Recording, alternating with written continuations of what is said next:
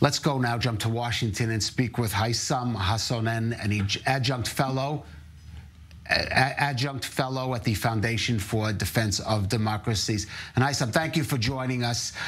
First of all, as I said before, reports that Egypt is now going to allow foreign nationals in Gaza to exit through Rafah, but still is saying we're not going to let Palestinian refugees through. Presumably, this is going to be one of the issues under discussion with Secretary of Blinken when he gets to Cairo tomorrow. How do you see this developing? Any chance that Egypt will change that policy? First of all, thanks for hosting me, Caleb. And please accept my sincere condolences on what happened recently in Israel. I lived in your country for 4 years, and really the hospitality and warmth I received from the Jewish people was unbelievable. Simply because I'm from Egypt, I was just there a month ago and made many wonderful friends, and I made many new friends, and they all deserve to live in peace and dignity, to say the least. As for your question, Egypt sees Palestinian refugees as a national security threat. And this is for 3 reasons. One, Palestinians have a negative history track record when it comes to settling in refugee camps in other Arab states and creating lots of problems with their host countries. Obviously, Egyptian authorities want to avoid that. And this is why from day one, when Israel started to airstrike Hamas targets in the Strip, Egypt sent right away trucks full of medical supplies and food waiting to enter Gaza. And even the religious institutions in the country repeatedly released statements encouraging Palestinians to stay in their lands. 2, Sinai had the terrorism issue for the past 10 years, and as President Sisi described it recently in April, it was liberated from terrorism, and it's time now to develop it.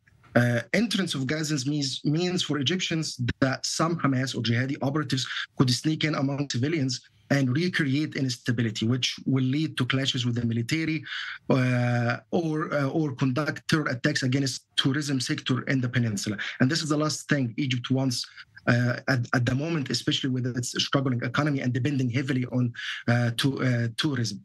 Lastly, there is a long-held conspiracy theory in Egypt that intentions of right-wing government in Israel wants to push Palestinians out of Gaza into Sinai as an alternative for a two-state solutions. Right. Let me ask you, of course, Egypt has been a mediator between Israel and Hamas. It's kept open. It's hosted Hamas officials. What about now? What would be state of the relationship between Egypt and Hamas following what has happened this week, especially last Saturday? Overall, Egyptian authorities aren't happy with the situation Hamas created, either because of the uncertainty on the borders, as I discussed earlier, or even mobilizations domestically in the Egyptian street among the Palestinian cause. For the past decade, the regime has been banning any demonstrations or any political debates in the country. Now things are opening up again and could make the situation get out of the control from their perspective. You see chants on the street, on soccer stadiums. Fans are out on the streets, so it's creating some uncertainty for them. But obviously, Cairo is trying to manage the hostage issue with Hamas, reach the ceasefire, which so far isn't welcomed by Israel and the U.S.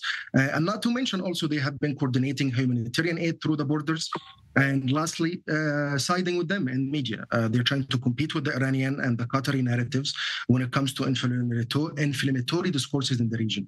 Egypt wants to save face and show it's the defender of the Palestinian rights. All right, Haisam Hassanein of the Foundation for Defense of Democracies. Thank you for joining us on i24 News.